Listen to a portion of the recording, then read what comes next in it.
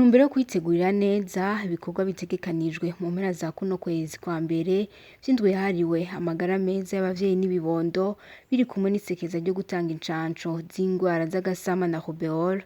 Uruganda rwo guhugurana rwatunganijwe ku bajejwe intwaro, indero hamwe n'abegwa n'amagara y'abantu ku rwego rw'igihugu n'ubushikiranganji bwo kubungabunga amagara y'abantu bubicishije mu mugambi w'igihugu ujejwe incanco PEV. Isekeza rizotangura ku matariki ya 25 gushika 29 za kuno kwezi. Uwurongoye uwo mugambi akaba yasiguriye abaraho ko babatumye ko kubera bafise uruhara runini kugira ico gikorwa kizoranguke neza.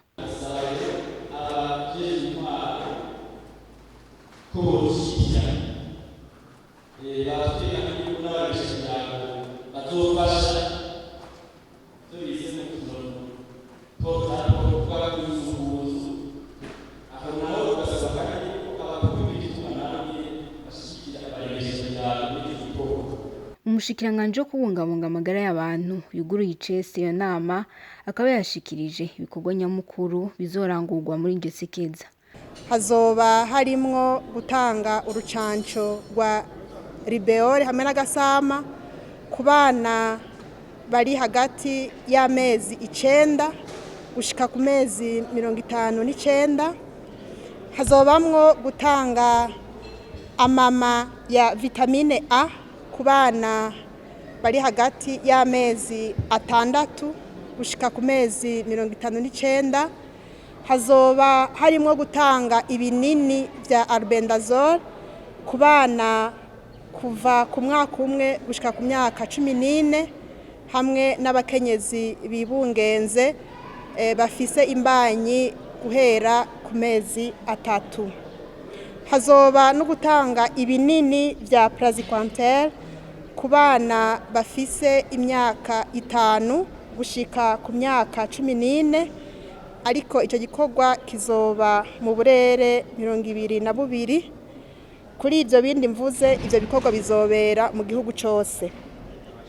Muri iyo ndwi hazoba harimwo n'igikorwa co kwigisha abavyeyi ingene botegura imfungurwa bagaburira ibibondo, bace banazitegura abantu baje gukurikirana ivyo bikorwa vy'iryo sekeza bace babona ingene bitegurwa bongere bagende banabifunguye.